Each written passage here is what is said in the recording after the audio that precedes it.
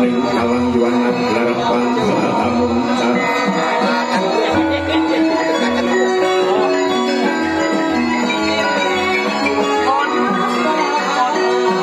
Demongler keturunan sorong-sorong ketang badan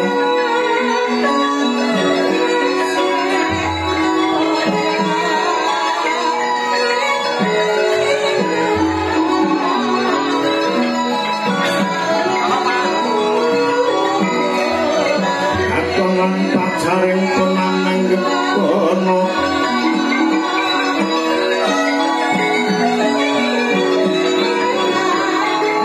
dasar mongso ketiga hima anawang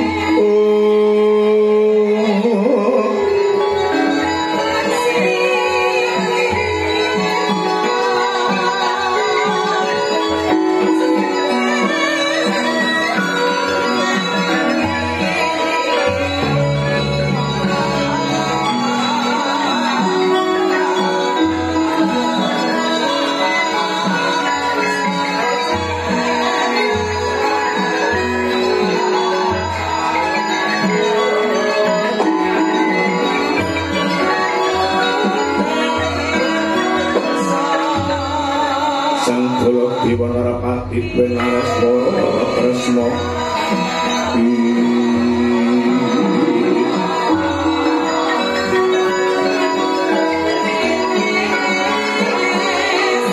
Jalan kuning tresna ngira meringkah tangis desa tunggil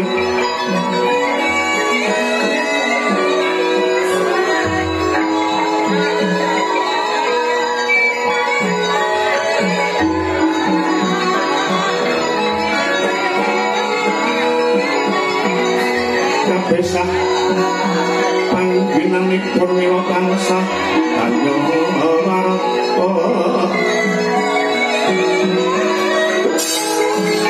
mring sanjak repo matu brata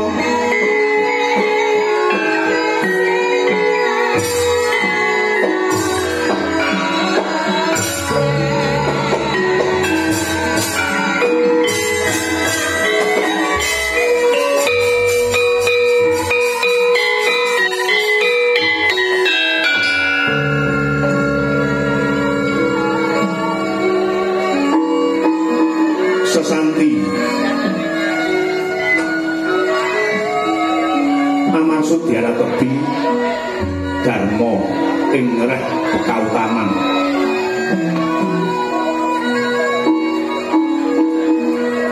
sadurunging dumadi jagat raya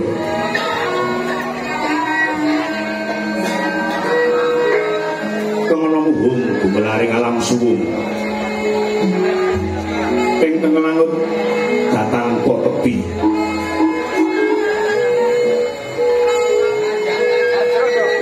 heneng-heneng wis kala nikmating pramundita sinaputing Durgama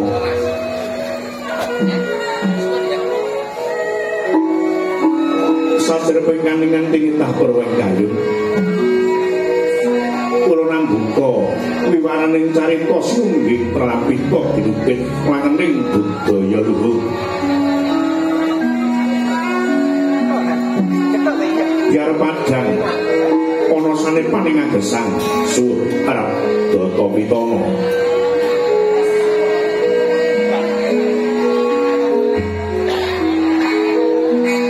Rahayu Sagung dumadi Rahayu Sagung bawana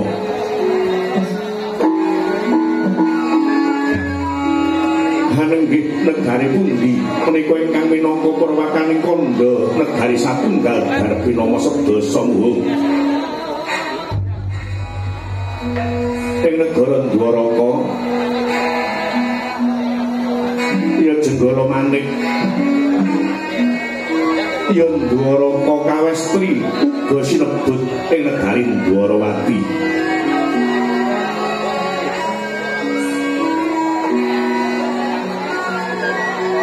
Dwaraka panggenan pambuka punganing rasa ing ngaran Gapura cacah nawa Pratarengga reca Dupala minangka sasmita wenang weninging babahan Hawa Sanga.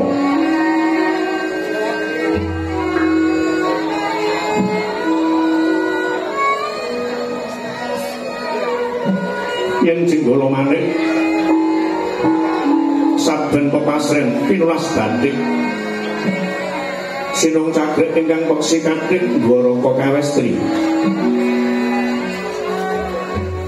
Duk timune kriyasa jejuluk Prabu Kresna Pujangga lan Pati Yudha Kala Kresna ingkang sirna awit saking dayaning senjata cakra. Ingkang ing mangkiwus aran negara Dwarawati.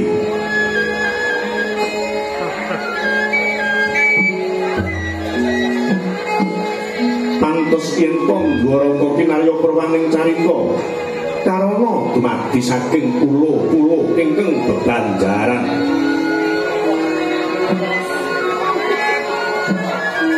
Sinura sungapaning toya benawi tinampi umbak ing samudra dirumaya ingkang langut datang Papadut.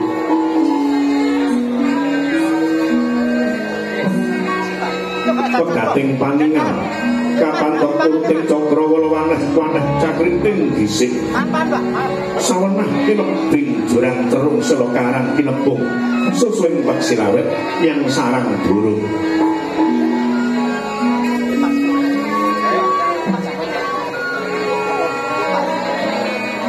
Wonten ugi pasisiran Sasana jembar kabekaning pasir gumelar ginaris pinggir taman tuwuh ingkang ngrembuyung.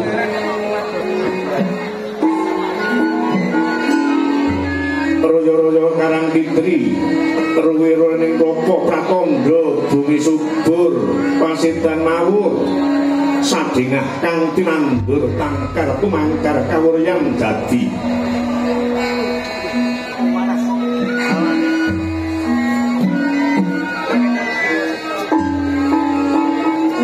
Gunung-gunung bebanjengan ngerangsang langit lenggak-lenggok lampah ingkang mijil saking sendang-sendang ingkang wening tirtani.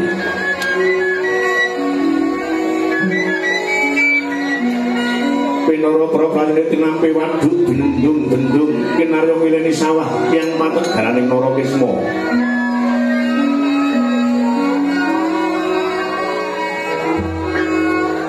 Wakil panguling tetanen bebasan tamana bumi sacengkang ingkang sela sadaya tinanduran tanem tuwuh ingkang ora kapipanggiyo Batari Sri Aglar Gumelar Yayah Rukmi Sari ingkang pinangku ing Pratiwi.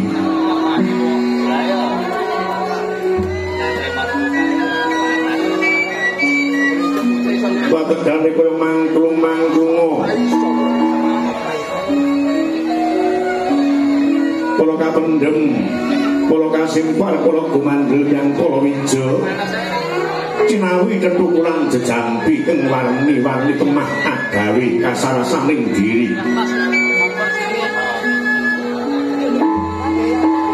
dasar negara kang dijobori padang jagate jero tancepe adoh kuncalane turut kasusra ing manca praja.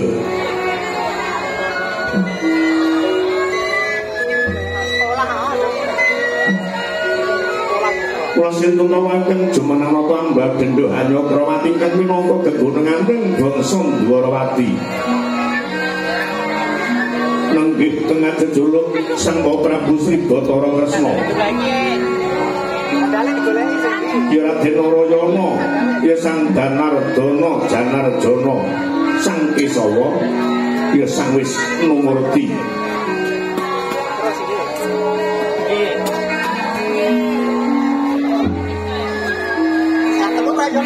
Nalika semana lenggah sinewa ing singgil binaturata lenggah dampar dentokang pinalibet ing kencur lemek babut permadani sinebaran kang sari-sari Kinandara tulisah jebat kasturi ginarebek para bedhaya Sri Widyada ingkang samya manggung ketanggung.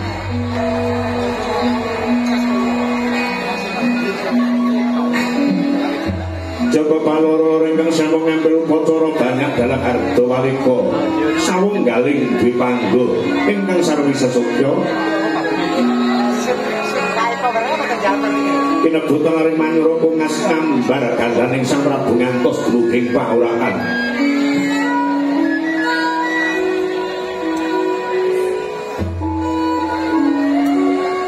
Sinten ingkang kepareng adhem yekti menika ingkang putra satra parang Garuda kekasih Radyan Samba. Ya Sang Wisnu Brata, ya Sang Kilat Mata. Branyak pasmone bebasan pengawak menjangan ketawang tur-tur nenggo marang Dusana. Printung dalu hanggung caket lenggahe lawan Sang Ramanata. Dene kang gumbo kula sak kepel sisih jumbuh lawan kaprawirani agul-agul Dwarawati. Satrene Sampura kekasih Raden Setyaki Sang Sima Mulanjaya. Ya Sang Resniwira, ya Tambak Yuda, ya Raden Yuyudana, ya Sang Bima Kunting.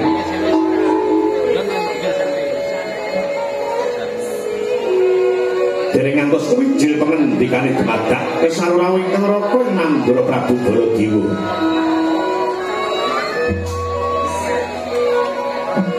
Ya Kusuma wali kita wasi Jalandhara Halayudaya Sang Ananta Prasana katelah Sang alap sambar nyawa.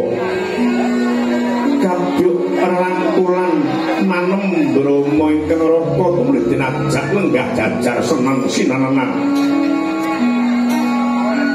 Sunanata Mandura kados pangijo wantai Sang Hyang Bathara Brahma seneng ingkang Raying Durawati kados pangijo enten Sang Hyang Bathara Wisnu. Pangkerisi baning patih Durawati rakyang patih Udawa.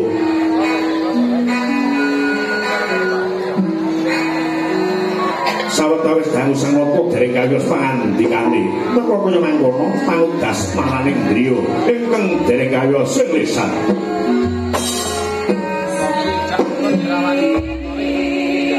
Dahat sugeng kayun gawe rata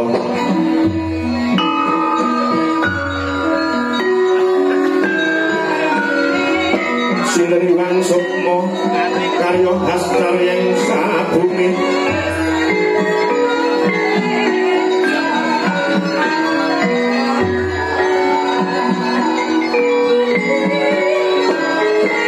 danyo pepanggiang sami malam sareng jarwi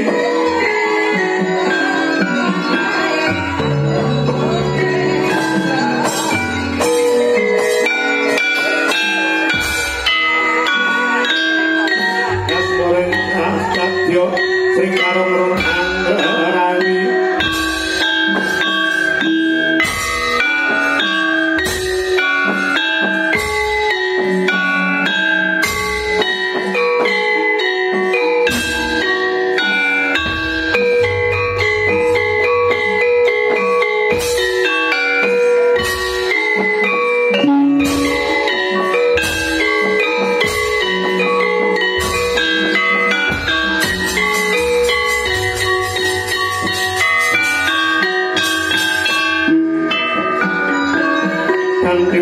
Saudara sanang Jawi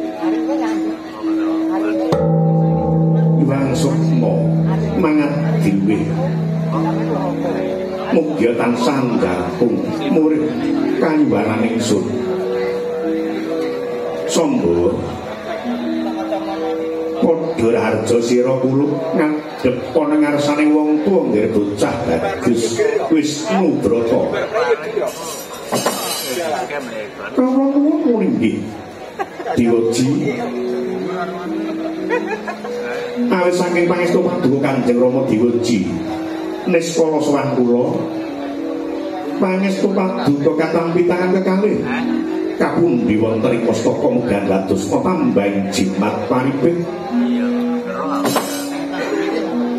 sembah kula katur paduka Rama diweji kawula nuwun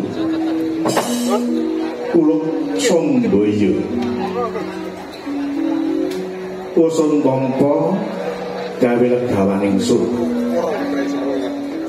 ora liwat prayoga palungguh wira yungkir bocah bagus Wisnu Brata napa inggih ngestuaken iki ngadhawuh diweji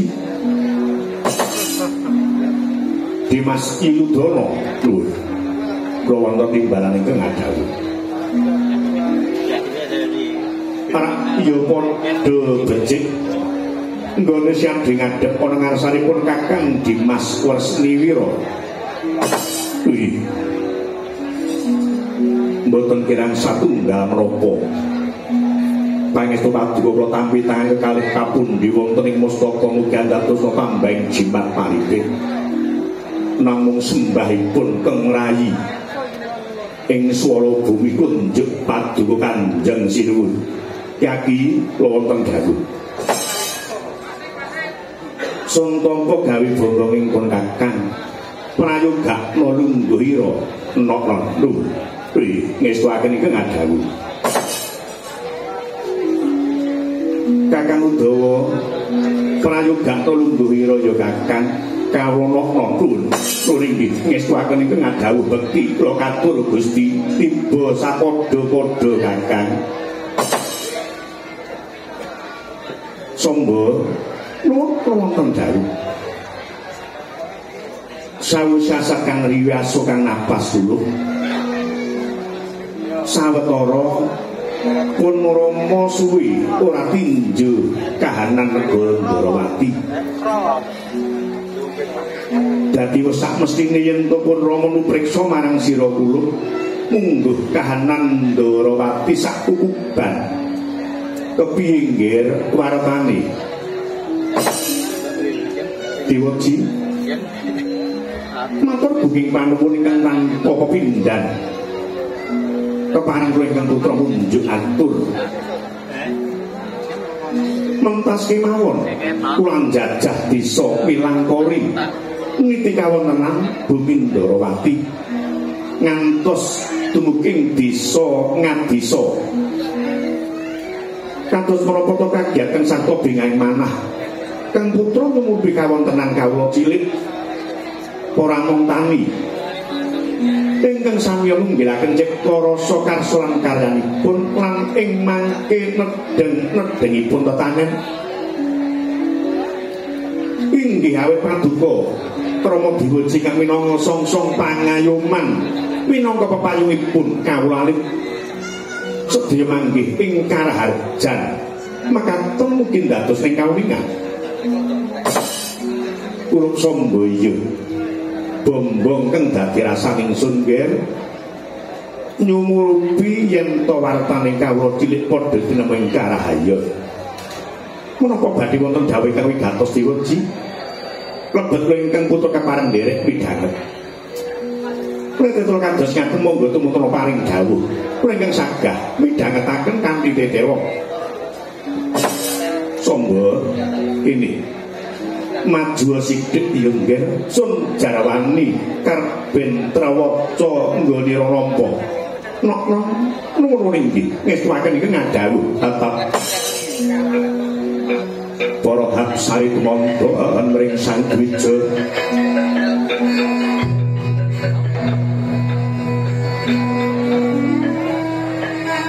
kadya diwarat dewa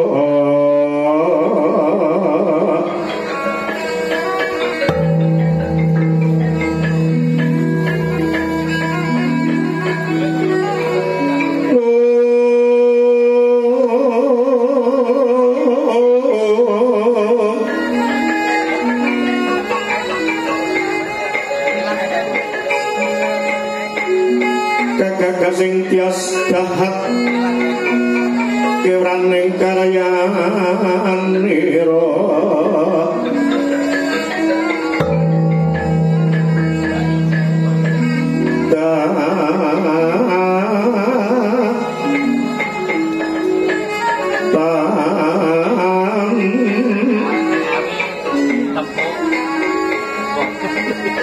antuk samyomya rengganing prabata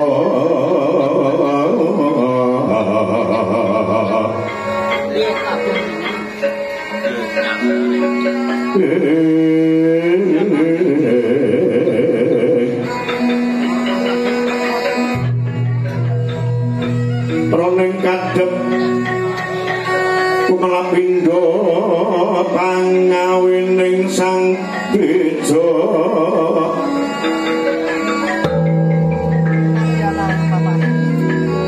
lunging gadung malengkung kadyuping marut komanda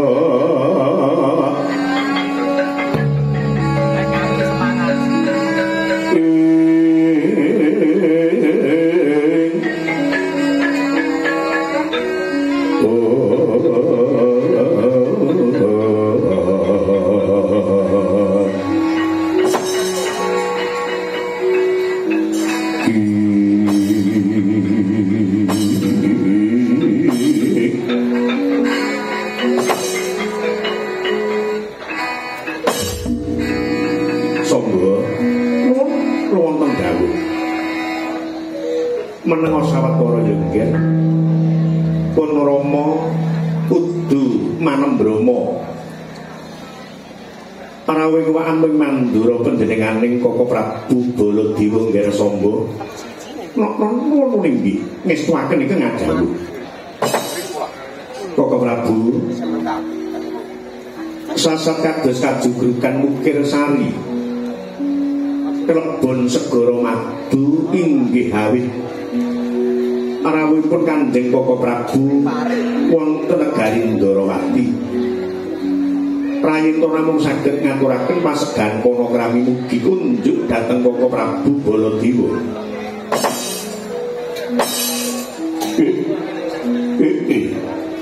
Ya, Yai. Puja prembagene Nyai Kresna katuripun Kakang ndak tampani tangan kula loro. Sun kalungake oning pernaja rumeketing werdaya mawana arah daging kayuwananipun Kakang Bali pangestawanipun Kakang wae genti tampanana Narayana kacadhong tangan kekalih mugi ndayana kekiyasan tumrap arayi para sumrambah brayat Ndarawati kawis tinggal sumengko pengawak bujro es mugito-gito angku gati rawipun Kanjeng Koko Prabu Baladewa menapa ingkang dados perunipun mugi kepareng paring dawuh Koko Prabu lawatan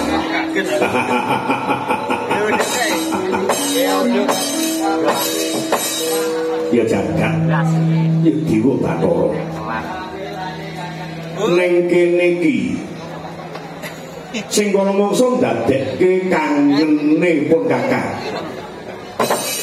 kebasan pun kakang mbayambekan urung rampung ning jadi wis nggih mangsa apa to perlune tumekanipun kakang marang Ndrawati. Ya, iki pancen beda tanpa daftar.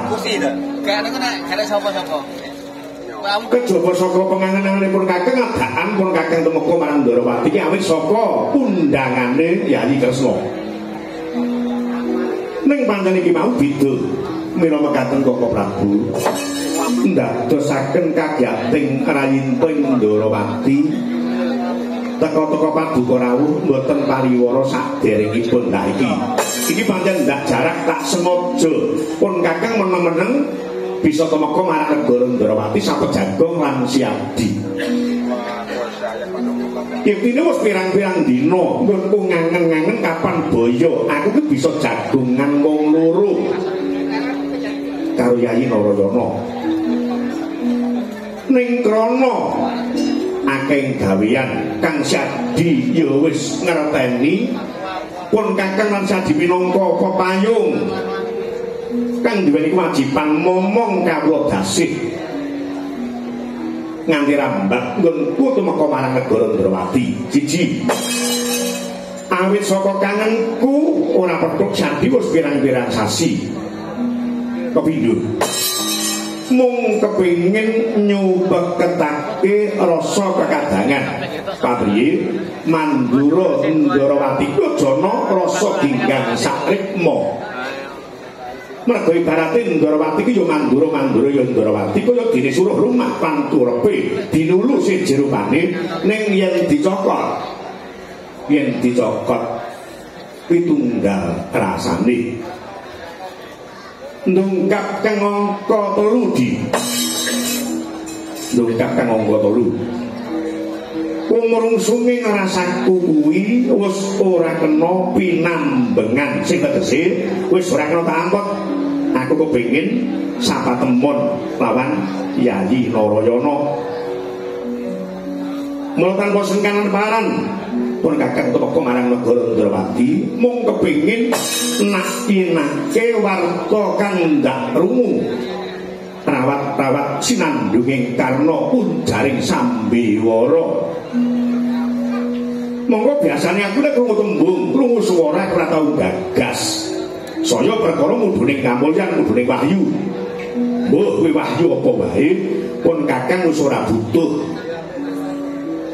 Mergo pun kakang wis ngrumangsane nglungguhi keprabon nyuli Kanjeng Rama Dewaji wis mukti wibawa Nyakrawati ora kurang apa ana negara Mandura. Ning bareng iki angger wong rembug perkara mudhuning wahyu kok kegugah rasaku. Jare wong wis kang isin kok kamulyan itu wahyu ki rasane kepiye? Mula pun kakang tumeka marang Ndrawati mung kepengin nakyenake apa bener yen to Gusti kengakaya jagat dina samengko ki mudhunke wahyu Ratu Narayana.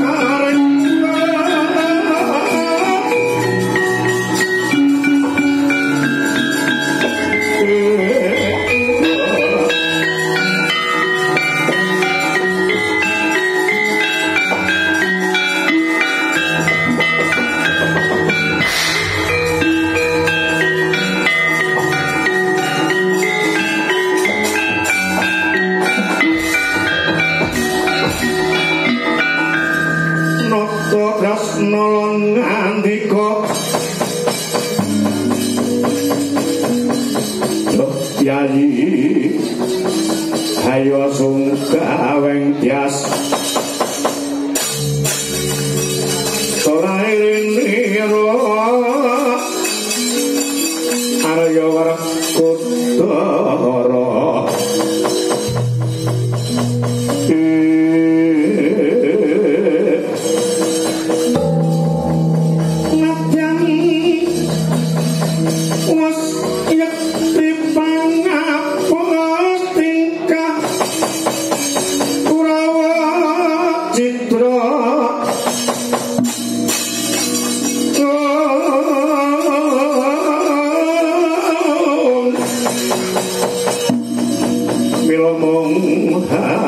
pasrah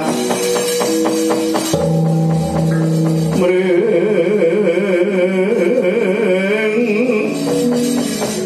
jawata luhung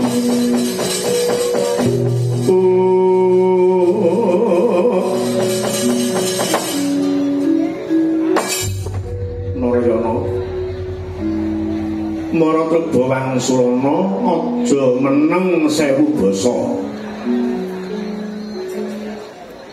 adine wong takon ngono mung kudu winangsula dadi sing takon ki ben seneng ben gamblang bener lan ruputé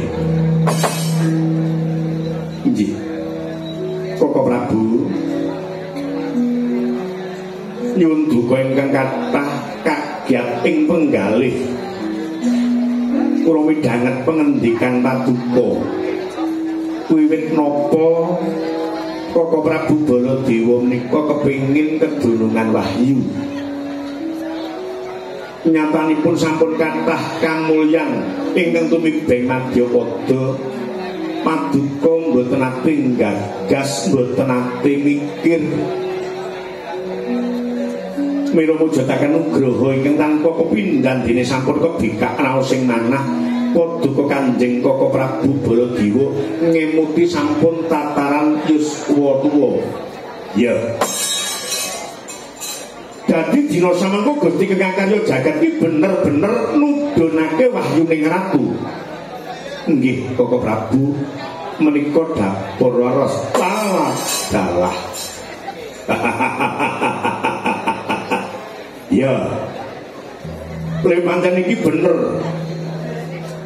iki tak nggo pancatan tak nggo awitan yaki wonten dawuh kirungono Gusti Kakang Karya Jagat iki ngudhunke kamulyan ngudhunke wahyuning ratu ngudhunke nugraha kowe kepencut ora mboten lho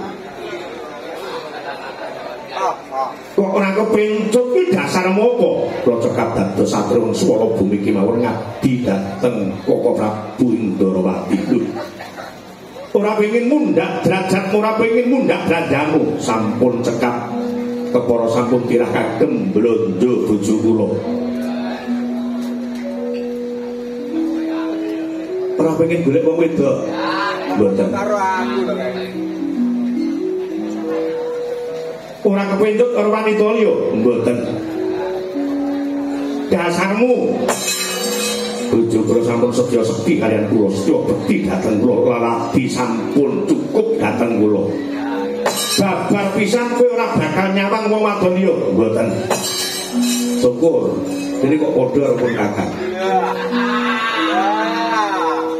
janjane ke wanita liya sing padha kepengin caket lan pun kakang ning pun kakang iki rumangsaku donya ki nek wong ayu donya ki nek wong ayu kejaba iyumu sing lungguh ning sanding gender kuwi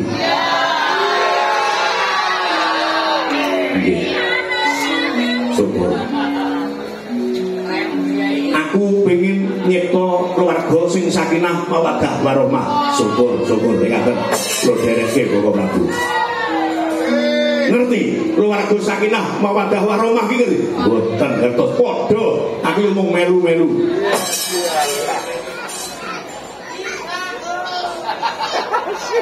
Yayi gandeng iki wis gamblang yen to warta kendhak rungu cetha yen to Gusti bakal ngudhunake wahyuning ratu jaku Brajarana aku tuntunen piye cara panggayuh kamulyan sepisan pun kakang gayuh kamulyaning jagat ning bisa pikantuk aja nganti wurung ngisin-ngisini Baladewa golek wahyu dulure Kresna nganti wurung wirang tumrapipun kakang nggih nuwun sewu Koko Prabu niki cara kadiwasan cara kasepuhan tiyang gayuh kamulyaning jagat nika gumantung dhateng pribadinipun piyambak-piyambak liripun anggenipun nyaketaken dhateng Gusti niki kados pundi monggo sing jelas kedah ateteken ati suci teteken ati suci pepayung budi rahayu. Tegesipun teteken ati suci menika mboten kenging gadhahi rasa serik dateng sok sinten kemawon, maido sinten kemawon, mboten seneng kalih sinten kemawon niku mboten kenging, mergi niku ingkang dipun wastani penyakiting ati. Ingkang angka kalih ingkang kawastanan pepayung budi rahayu. Sedaya pakarti tumindakipun kedah kenging kangge patuladan, kedah kenging kangge tepa tulodo. Kanthi lampah kalih menika Gusti badhe mbikak cara caranipun pikantuk kamulyaning jagat. Lah ingkang angka kalih menika wonten tigang perkawis ingkang kedah dipun lampahi, ibaratipun tiyang nyembah dhateng Gusti kang akarya jagat. Ingkang kaping setunggal ingkang dipun wastani sembah cipta, ingkang angka kalih ingkang dipun wastani sembah jiwa, ingkang angka 3 sembah rasa. Mudeng napa mboten? Aku ora ngerti blas. Tetekan mati suci pepayung budi rahayu sembah cipta sembah jiwa sembah rasa ki apa? Aku ora nate gegulang kaya ngono kuwi. Milanipun iki kula blabari kenging kangge pengangen-angen nenuntun lampah sampean Koko Prabu anggenipun gayuh kamulyaning jagat. Ingkang dipun wastani sembah cipta niku nindakna cara ageming para luhur ingkang tansah ngesti agama. Monggo agaminipun napa, kapitayanipun napa, waton yakin kanthi teken tekun bakal tekan. Niku sembah cipta. Monggo sajroning sembah cipta menika wonten pinten-pinten perangan ingkang dipun wastani wajibul yakin, ainul yakin, hakul yakin lan isbatul yakin. Lah niki dalanipun. Ingkang angka kalih ingkang dipun wastani sembah jiwa. Kudu mendra saka sasana ngungkurake kaparamian ngisep ing suwapana. Sinten ingkang ikhlas anggenipun nuwun yakti bakal kaiden ingkang dados panyuwunipun. Ingkang angka 3 ingkang kawastanan sembah rasa. Kudu meper kang panca indriya ngesti sawiji ngemblengaken raos nyuwun dhateng purbaning kawasa. Mongko sipating titah sipating janma niku lak kedunungan nepsu petang perkara ingkang dipun wastani nafsu alwamah, amarah, subiyah, poniyah. Mengko dhisik aku lak poniyah iki ora tau krungu. Ngerti kuwi alwamah, amarah, subiyah, mutmainah. Lah kok kowe metu poniyah ki kok endi? Kula namung pengen jajal Koko Prabu jebul sithik-sithik nggih ngertos. Aku ki lek ngerti ki ora, mung tau krungu di. Yo jelase piye? Ingkang dipun wastani alwamah menika dalanipun tutuk. Mila tiyang niku lek gedhekke alwamah sing digedhekke mung dahar lan minum. Niki alwamah cekake kados ngoten. Ingkang angka kalah ingkang dipun wastani amarah niku dalanipun talingan utawi kuping. Saka mangsa tiyang menika muntap rasane tuwuh kamurkane mergi mireng tembung ingkang mboten sekeca. Wonten sing ngrasani mongko mboten bener, mongko wong bener diluputke. Niki sok runtik rasipun. Ngono. Dene Supiyah menika dalanipun peningal. Sing lanang sok demen karo wong wadon demen kalih wong lanang. Niku godha-godhanipun Supiyah. Aku ki ora godha blas. Wong mesti kawur wong ayu aku blas rasaku ki ora enek sak titik wae iki ora enek. Menika leres Koko Prabu. Lah nek wong ngono kuwi ingkang pungkasan ingkang dipun wastani mutmainnah niku kasucen. Mila tiyang niku menawi boten wonten nepsu mutmainnah ananipun namung murka, ananipun namung daksya lan kepingin muja karep donya niki saged dipun emperi. Wis saiki ngene. Penak-penakan. Aku aja diwarai perkara sing klenik-klenik kaya ngono kuwi. Mbok tuturno, mbok wejano aku ora mudeng mung krungu tok ibarate bisa nampa kuping kiwa bablas kuping tengen. Mergo wis akeh sing tak pikir. Mikir negara, mikir prajurit, mikir kawula dasih, urung mikir utang. Utange negara ki ora sithik. Pun kakek tempo kene ngempek ngayo marang Sadi. Piye carane Resadi entuk wayune ratu pun kakek kudu entuk kok ngantek kowe oleh aku ora oleh titenono tak pateni kowe. Kereng to. Kereng.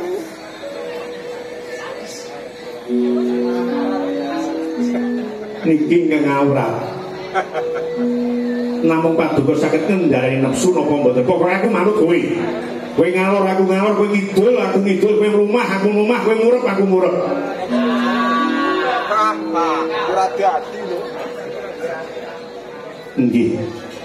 Koko Prabu yektosipun gayuh kamulyaning jagat menika mboten kedah wonten madyaning alas. Mapan ngasepi menika mboten. Mergi wahyu niku mboten kenging diupadi ning wahyunipun ingkang golek kurungan kencana tegese golek wong sing resik. Ning tumrapipun ingkang rayi nggih kula badhe nyadong kamulyan menika mangke kula kepengin mapan wonten sarean suci sareanipun para leluhur kula leluhur Kanjeng Koko Prabu Baladewa wonten ing astana Gadamadana. Kok anggere wong golek kanugrahan golek kamulan mapane mesti ana ing sarean ana ing petilasan kuwi jane kepiye menika mboten kenging dipun wastani musyrik lho Koko Prabu namung kagem lantaran ngemuti ingkang seda ingkang sumare ing ngriku niku termasuk tiyang ingkang luhuring budi caket lawan Gusti kang akarya jagat ibaratipun menika setrumipun ageng kalian Gusti kang akarya jagat. Kula ndonga dhateng riku sinten ngertos kelepetan dayanipun lajeng saged entuk kamulyan lan kawibawan ingkang kula sedya lan paduka Koko Prabu ingkang paduka suwun. Ya, Yai. Cetha apa sing dadi pengedikane Yai Kresna? Pun kakek Kusrasranta, aku ora bakal nderek karepmu mesti kengko mbok jak saderengipun Kakang Jengkar Koko Prabu monggo kembul bujana Ndrawina. Aku ora milik panganan enak, aku ora milik ombe kang legi. Kemrungsung rasanipun Kakang daya-daya bikin aku marang astana Gadamadana. Mung wae to makahi kono aja nganti ora nusul marang pun Kakang. Nderekaken Jengkar paduka Koko Prabu.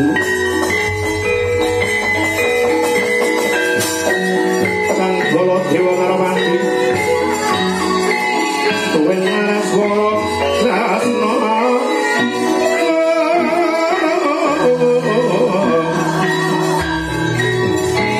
Kamangkung Intras Nantiro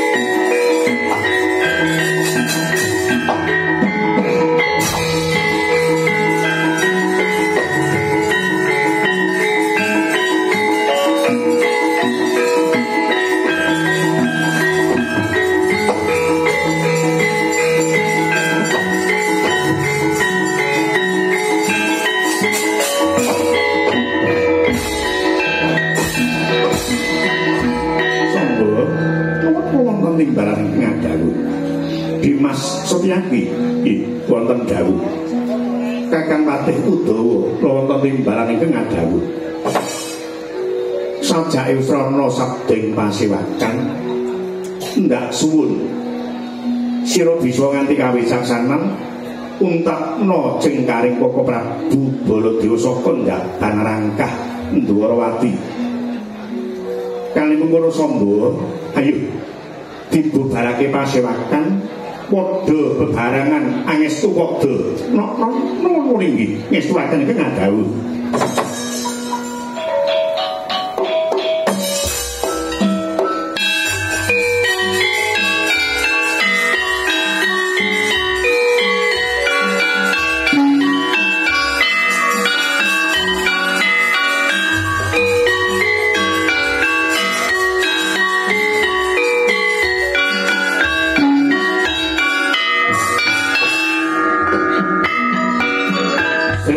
Pasewakan busana sutra maneka